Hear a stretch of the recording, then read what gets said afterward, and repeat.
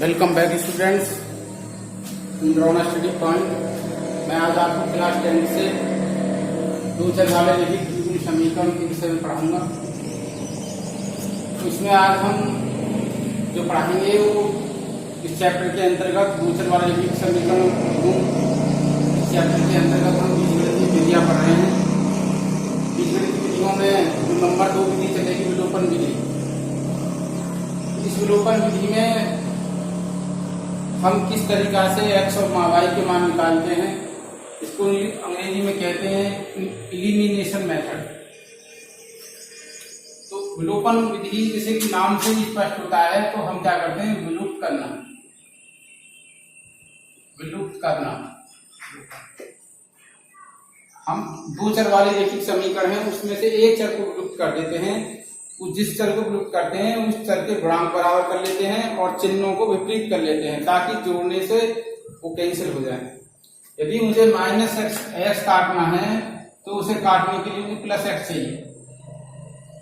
यदि 2x cancel करना है और यहाँ पे 2x है तो मुझे माइनस लिख कर माइनस करना पड़ेगा ताकि से कैंसिल हो सके। इस अंक के अंतर्गत देखते हैं हम क्वेश्चन। उस प्रश्नावली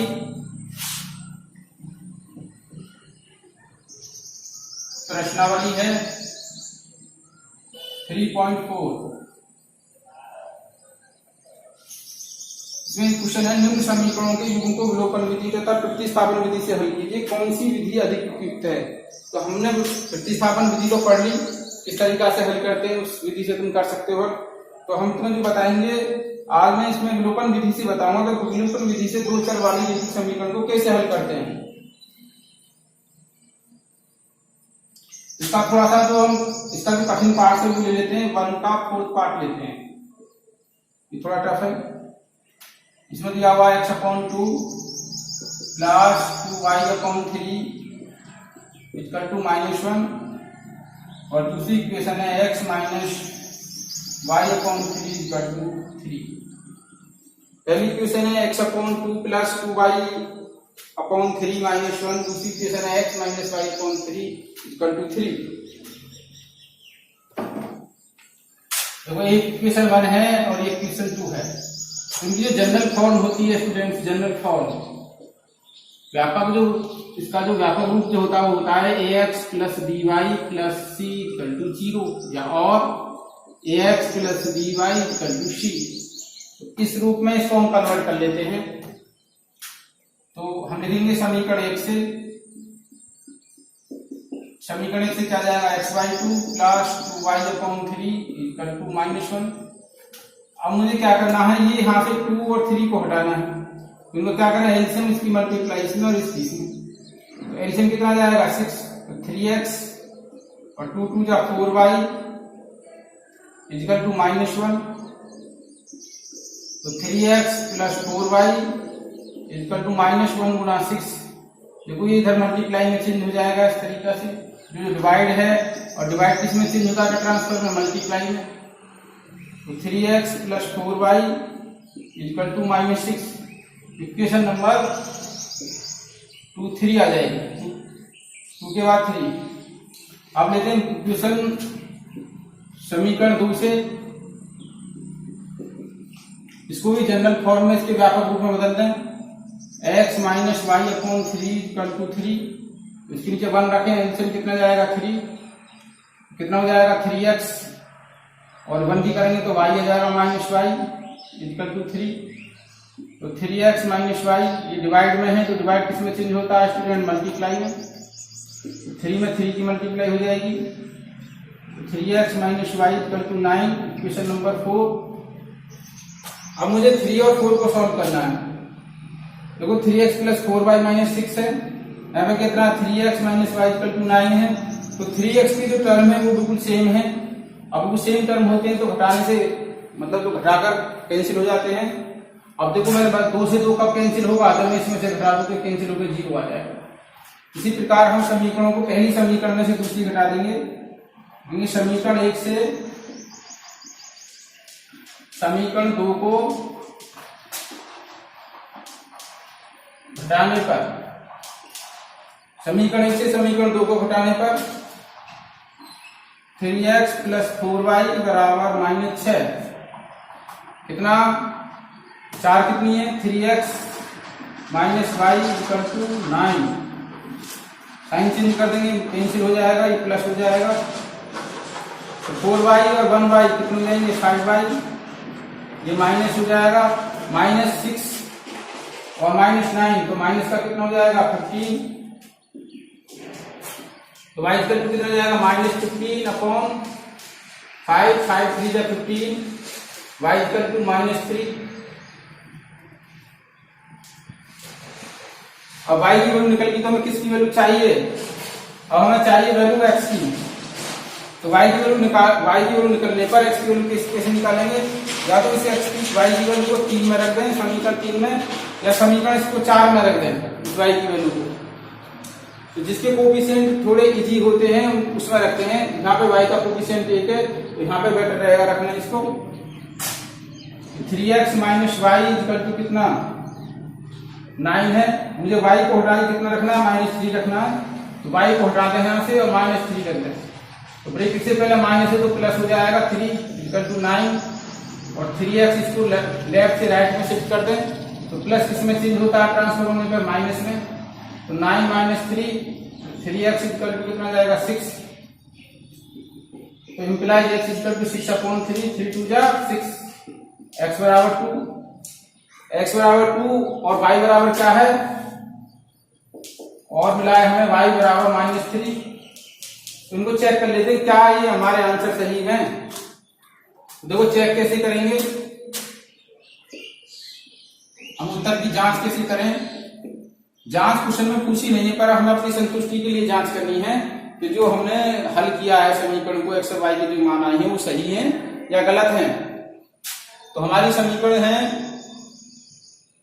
यह 3x minus y equal to 9 equation 4 में रख लेते हैं।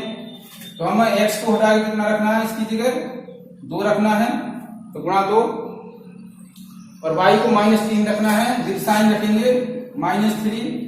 सॉल्व कर लें अब 6 + 3 इक्वल टू 9 बराबर राइट हैंड साइड, हमारी राइट हैंड साइड भी है ये 9 तो दोनों साइड बराबर हैं। इसका मतलब हमारा जो समीकरण का हल है x और y के जो मान है वो सही है, सही हमने हल की है इस समीकरण को।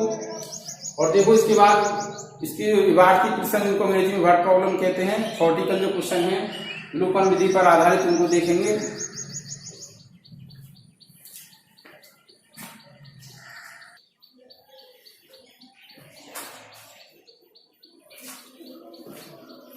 आइए स्टूडेंट सब देखते हैं हम क्वेश्चन नंबर 2। ये एनसीईआरटी टेक्स्ट बुक से है, एनसीईआरटी मैथ 1 और कॉन्सेप्ट के साथ साथ हम क्वेश्चन भी सॉल्व करा रहे हैं। क्वेश्चन नंबर 2 का थर्ड, 2 अंकों की संख्या के अंकों का योग 9 है। ये कहते हैं यदि अस्तित्व है, क्वेश्चन की मैं एक बार रीडिंग कर देता हूं। निम्न समस्या में रेखिक समीकरणों के युग्म बनाने हैं। युग्म बनाने के बाद चेक करना है कि उनके हल यदि उनका अस्तित्व हो तो विलोपन विधि से ज्ञात करनी है। तो किससे निकालना है, विलोपन विधि से निकालना है हमें।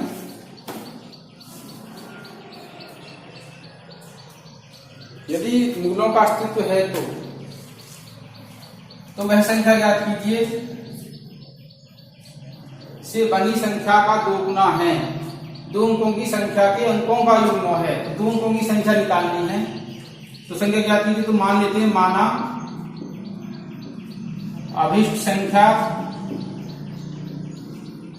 10x + y है। तो 10x + y कैसे आई स्टूडेंट्स, तो 2 अंकों की संख्या होती है 2 अंकों से बनी संख्या बराबर 10 गुणा दहाइकांक प्लस इकाइकांक।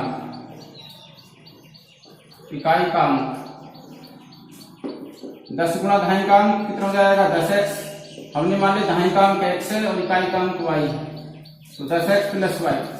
तो इस संख्या में जो दहाई है वो तो x है और जो इकाई है वो y है, क्योंकि दहाई के अंक में ही 10 की गुणा होती है। इस एग्जाम्पल के लिए हम 25 25 2 गुणा 10 + 5 तो 2 क्या है दहाइकांक, ये इकाइकांक है और ये दहाइकांक है। तो दहाई के में किसकी गुणा है? 10 की गुणा है, जो 10 दूनी 20 प्लस 5 25।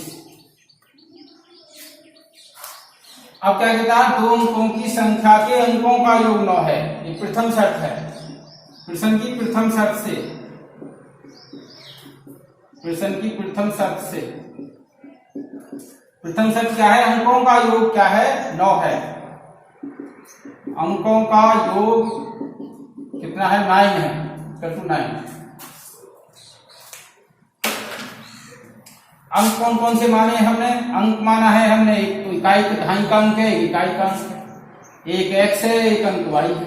तो उनका योग का मतलब प्लस कर दें, x प्लस वाई बराबर 9, समीकरण 1 हो। इस संख्या का 9 गुना, जो हमारी मूल संख्या है, तो मूल संख्या का 9 गुना 9 से करते हैं, बराबर किसके बराबर है? ये संख्या के अंकों को पलटने से बनी संख्या, इसको कहेंगे हम नई संख्या। नई संख्या पलटने से बनी संख्या का 2 गुना है, इस संख्या का 9 गुना, तो गुणा 2 गुना है, तो दोनों संख्या बराबर हो गई। तो देखो अंक पलटने से कैसे संख्या बनेगी? अंक पलटने से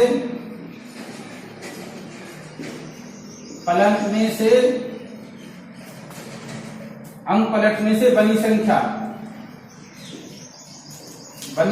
अंक पलटने से बनी संख्या। देखो कैसे? इसको मैं यहां शिफ्ट कर दूं, इसको यहां इकाई के अंक पे दहाई का अंक रख दें और दहाई के अंक पे इकाई का अंक रख दें, तो वो अंक पलटने से नई संख्या आ जाएगी। कितना हो जाएगा? 10y प्लस x हो जाएगा। इन अंकों को हमने आपस में रिवर्स कर दिया, चेंज कर दिया या रिप्लेस कर दिया। तो मूल संख्या कितनी है हमारी? 10x प्लस वाई गुणा 9। नई संख्या कितनी है? 10y प्लस x गुणा 2। और उसको हल कर लेते हैं, 9 की गुणा 10x में करेंगे तो 90x, 9 की गुणा y में करेंगे 9y इक्वल टू 2 की गुणा 10y में करेंगे 20y, 2 की गुणा x में करेंगे 2x। अब देखो सॉल्व कर लेते हैं, y की एक तरफ, x की एक तरफ। देखो 90x में से तो ये माइनस हो जाएगा, प्लस है माइनस 2x, और 9y में से क्या माइनस हो जाएगा? 20y, क्या बचेगा? Equal to 0। यदि प्रतिस्थापन से करना होता तो हम इसको यहां से डायरेक्ट वैल्यू रख देते, क्योंकि ग्लोबल विधि से करना है तो इक्वेशन को कंप्लीट करनी हो। कितना हो जाएगा? 88x। यहाँ पे कितना जाएगा? प्लस के सॉरी माइनस के 11y। ये तो 9 यहाँ पे जो 90 जो मोर देन है, प्लस का ग्रुप बड़ा है, माइनस का ग्रुप छोटा है, या माइनस का ग्रुप छोटा है, प्लस का बड़ा है। जिस ग्रुप में ज्यादा होंगे उस ग्रुप के बचेंगे। 88x आ गया माइनस 11y, तो कितना जाएगा? 0। हम किससे डिवाइड कर दें? 11 से भाग देने पर, 11 से भाग देने पर, 11 से भाग देने तो कितना आ जाएगा? 11 से भाग देने पर 11 के 88, 8x, 11 के 11 बराबर 0। समीकरण नंबर कितनी आ गई? 2। और समीकरण 2 है, देखो यहाँ पे माइनस y है और यहाँ प्लस y है, तो जोड़ने से कैंसिल हो जाएंगे। प्लस y में अगर माइनस y का जोड़ेंगे तो कैंसिल हो जाएगा, तो हम इसमें क्या जोड़ दें? x प्लस y जोड़ दें। ये समीकरण नंबर 1 है, दोनों को हम क्या करते हैं? जोड़ दें। और कितना बराबर? 9 है, तो जोड़ने पर कैंसिल हो जाएगा। ये कितना हो जाएगा? 9x, और 0 में 9 जोड़ेंगे तो कितना जाएगा? 9। x इक्वल टू हो जाएगा 9/9, x इक्वल टू कितना जाएगा? 1। यदि हमें x का मान मिल गया तो y का मान हम यहां से निकाल सकते हैं। देखो यहां से, क्योंकि अंकों का योग 9 है, उनमें से एक अंक 1 आ गया तो दूसरा अंक कितना जाएगा? तो y प्लस 1 बराबर 9, और y बराबर 9 माइनस 1, इधर ट्रांसफर कर देंगे इसे, तो y इक्वल टू कितना जाएगा? 8। अब कहते हैं मूल संख्या ज्ञात कीजिए, तो लिखेंगे हम मूल संख्या बराबर, मूल संख्या है हमारी 10x प्लस y। देखो 10 में किसकी गुणा? x की, तो x कितना है हमारा? 1 प्लस y कितना है? 8, तो 10 बन जाए 10 प्लस 8 कितना हो जाएगा? 18। कितना आ गया स्टूडेंट्स? 18 आ गया। तो 18 में क्या है हम चेक कर लेते हैं, इसको चेक कर लें। देखो 18 में अंकों का ये कितना? 1 प्लस 8 इक्वल टू 9। तो देखो 18 में को कितना मल्टीप्लाई करते हैं? ये कहते हैं मूल संख्या का 9 गुना मल्टीप्लाई 9 इक्वल टू अंक पलटने से संख्या आ जाएगी 81 का कितना 2 गुना, कितना 2 गुना, 2 की गुणा कर दें तो 9 8 72 हो गए, पहली 7 9 8 9 और 7 16 162 2 1 2 2 8 16, देखो 162 162 के बराबर चेक हो गया। देखो हमने प्रथम शर्त के अनुसार इसको चेक कर दिया और द्वितीय शर्त के अनुसार इसको चेक कर दिया, तो इसका मतलब हमारा जो आंसर है वो करेक्ट है।